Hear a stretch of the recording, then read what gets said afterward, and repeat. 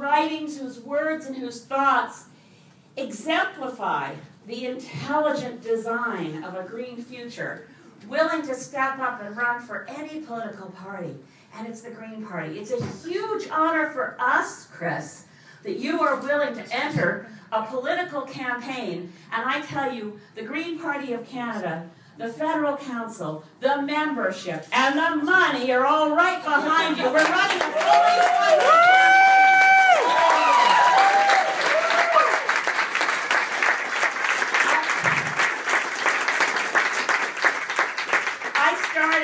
I shouldn't be, as leader, I shouldn't do things like heckle the other friends of mine who are speaking before I get to the mic.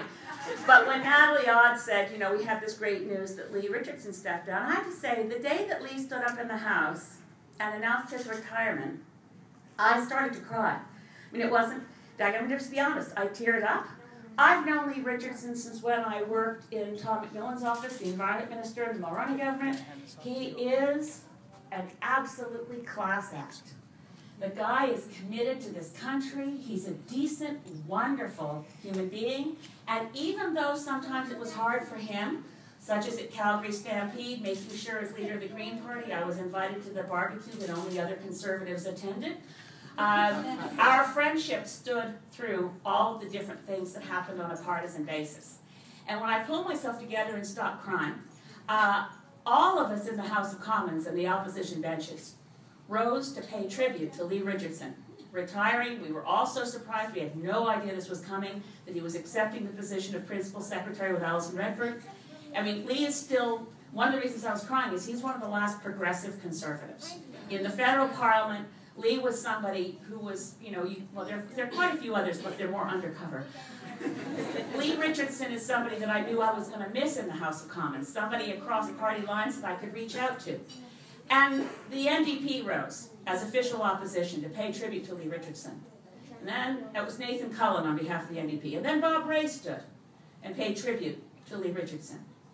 And the Bloc Québécois stood pour saluer la réputation d'un très bon homme, un très fort Canadien, paid tribute to Lee Richardson. And then the Green Party stood. And my entire caucus stood. And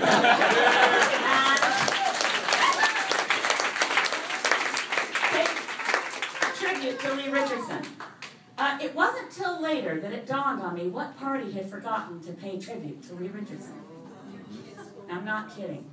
Nobody from the Conservative Party, and Stephen Harper was in the room, stood to pay tribute to a departing member of their parliament. So not only have they taken Calgary for granted, whether they forgot, I don't know for the explanation for that, but I can say that as I thought about it, and then we watched, and I thought, well, what is going on in Calgary? And I was out at Stampede, and I had people coming up to me and saying, well, I'm a Conservative, but I'm an Alison Redford Conservative. I'm not a Stephen Harper Conservative. I see a gulf opening up here. Now, they had a chance to bridge that gulf if the candidate that Lee Richardson had supported, Greg McLean, had gotten the Conservative nomination. They might have bridged that emerging gulf. But his supported candidate was not chosen, and Stephen Harper's chosen candidate, Joan Crockett, was chosen. And I see an opportunity, folks. I see a chance to unite progressives, by which I mean Greens, New Democrats, Liberals, and progressive Conservatives, to send Stephen Harper one heck of a message in this next by-election.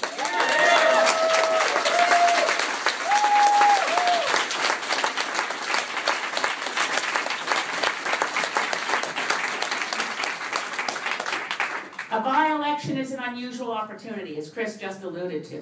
A by-election doesn't change who is Prime Minister. So what difference does that make? It means when you go door to door, and all of you will be, if you didn't know it yet, be going door to door, ask Calgary voters, what is going to make an impact in the way Parliament is running, in the way government is running? If you want to send a message about the current Conservative government ignoring previous commitments around P3 projects in Calgary, if you want to send a message that this community wants a voice that's not afraid to speak out for Calgary because political bosses want you to toe the line. If you want to make a difference, if you want to send a message, another Liberal backbencher, another NDP backbencher, no, not really a chance.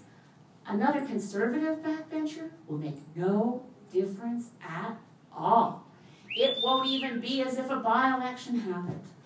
But you elect Chris Turner and you send him to Ottawa, and the shockwaves will reverberate until this country realizes we have a future.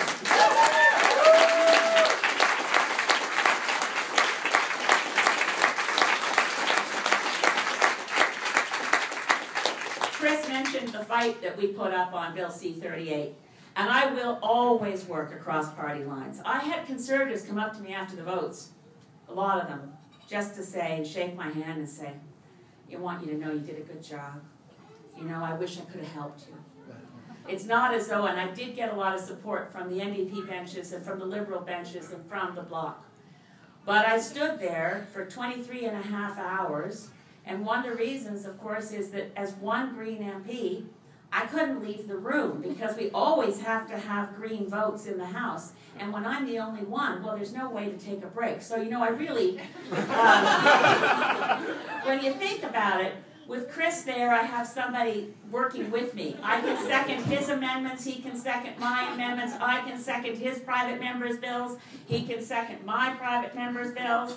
I mean, I don't know how he is around the House usually, Ashley, but I really need help around the House.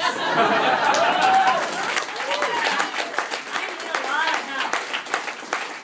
And doubling the Green Party caucus with an elected member of Parliament from Calgary will be the single biggest event in the history of politics in this country. It will eclipse my election in Saanich Gulf Islands by a country mile. You want to make history? Get out there and elect Chris Turner, because the story I want to tell is that the honourable member for Calgary Centre is someone who stands up and speaks for Calgary, who can represent his ideals, his commitments, his convictions, and never once, I promise you, once we have a full caucus, we will never have a party whip. We will never tell people how to vote. We will never presume to hand them a script and tell them, read it just the way we wrote it for you, like every other party does. We want to show Canadians how Parliament should be, how democracy should be. And once elected, I promise you, Chris Turner doesn't work for me. Chris Turner will always work for you and the citizens of Calgary, and we will show the other parties how it's done so that we can save democracy in Canada, end the partisan, hyper-partisan nonsense that destroys our will to vote.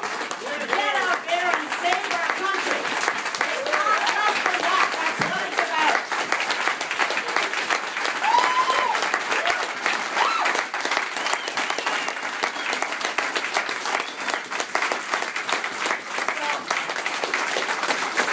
So, let me just see.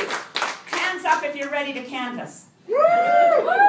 Hands up if you're ready to go out and get friends to go canvass with you. Okay, we got ourselves a team, we've got ourselves a by-election, and I tell you from the bottom of my heart, we will win this by-election. All of us together will make history in Canada, and we will do it for the kids that are sitting in front here. What kind of political nominating meeting has kids in the front of the room?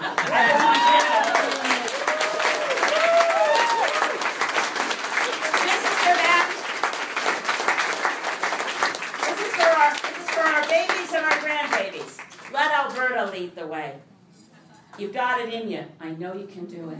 Thank you so much for coming tonight. This is a wonderful start to what's going to be an absolutely fun, kick-ass campaign. Thank you.